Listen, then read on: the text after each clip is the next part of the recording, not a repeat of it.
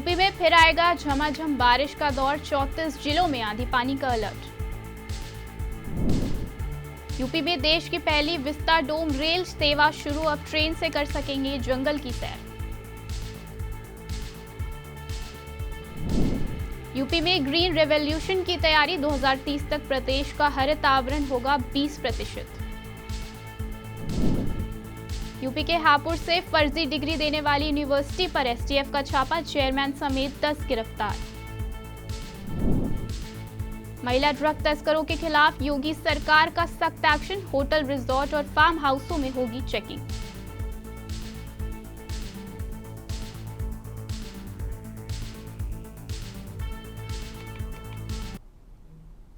नमस्कार, पंजाब केसरी.com देख रहे हैं आप और मैं हूं आपके साथ खुशी श्रीवास्तव। वक्त हो चला है उत्तर प्रदेश की कुछ बड़ी खबरों का। उत्तर प्रदेश में मौसम ने एक बार फिर करवट ले ली है। प्रदेश में आने वाले दिनों में आम जनता को भीषण गर्मी से राहत मिल सकती है। मौसम विभाग की माने तो 24 मई तक प्रदेश के तीनों हिस्सों में बारिश की संभावना जताई जा रही है। इसी कड़ी में 19 मई को यानी आज प्रदेश में बारिश हो सकती है। इसी दौरान यूपी में बारिश और गरज चमक के साथ बौछारें भी पड़ सकती हैं। मौसम विभाग के अनुसार यूपी के 34 जिलों में बारिश का अलर्ट जारी किया गया है।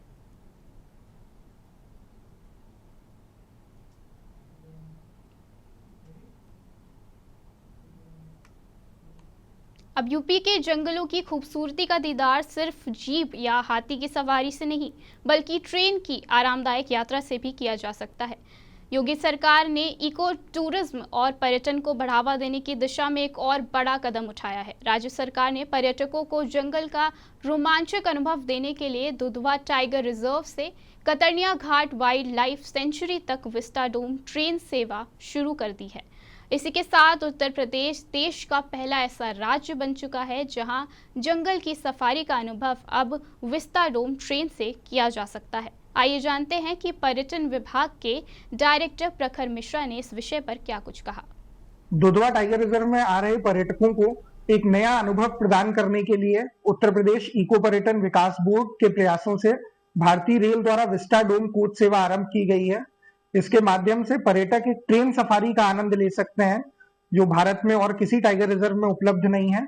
यह ट्रेन कतर्निया घाट वन्यजीव विहार, दुधवा नेशनल पार्क एवं किशनपुर वन्यजीव विहार के जंगलों के अंदर से जाती है और इसमें आरामदायक एसी विस्टाडोम कोच के माध्यम से पर्यटकों को एक अनूठा अनुभव प्राप्त होगा। इस ट्रेन सफारी का आनंद लेने के लिए बड़ी संख्या में पर्यटक आकर्षित हो रहे हैं। उत्तर प्रदेश इको पर्यटन विकास बोर्ड द्वारा युवा पर्यटन क्लब के सदस्यों का, सोशल मीडिया इन्फ्लुएंसर्स का भी इस विस्टाडोम कोच में भ्रमण कराया जा रहा है। शनिवार को हुए पर्यावरण, वन एवं जलवायु परिवर्तन विभाग और उत्तर प्रदेश प्रदूषण नियंत्रण बोर्ड की समीक्षा बैठक में मुख्यमंत्री योगी आदित्यनाथ ने पर्यावरण संरक्षण को लेकर कई सारे निर्देश दिए। उन्होंने कहा कि ये केवल सरकार की नहीं बल्कि समाज की सामूहिक जिम्मेदारी है। उन्होंने साल 2030 तक प्रदेश के हरित आवरण को 20% तक बढ़ाने का लक्ष्य बनाने पर जोर दिया है। सीएम योगी ने 1 से 7 जुलाई के बीच पौधारोपण अभियान चलाने के निर्देश भी दिए गए हैं। इस अभियान के तहत साल 2025 में 35 करोड़ पौधे रोपने का लक्ष्य निर्धारित किया गया है।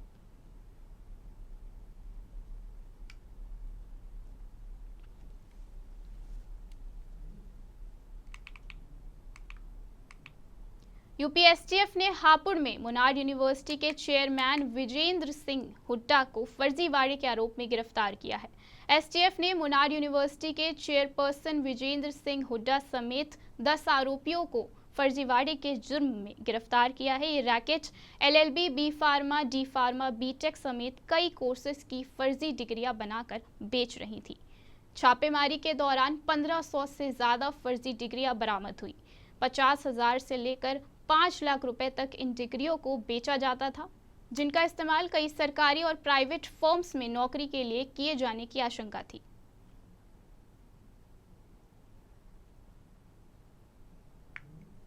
उत्तर प्रदेश में महिला ड्रग्स तस्करों के खिलाफ योगी सरकार ने कड़ा रुख अपनाया है। खासकर रूसी, थाई और नाइजीरियाई महिलाओं द्वारा संचालित ड्रग्स तस्करी के गिरोह को रोकने के लिए प्रदेश के कई जिलों में बड़े पैमाने पर अभियान चलाने के निर्देश दिए गए हैं। इसके तहत कानपुर, लखनऊ, नोएडा, गाजियाबाद, प्रयागराज समेत कई जिलों के होटलों, रिजॉर्ट और फार्म हाउसों में चेकिंग की जाएगी।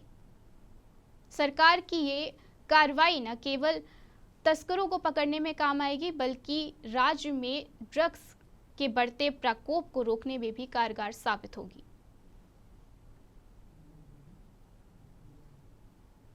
तो ये थी उत्तर प्रदेश की कुछ बड़ी खबरें। ऐसी ही तमाम जानकारी के लिए बने रहे पंजाबकेसरी.com के साथ।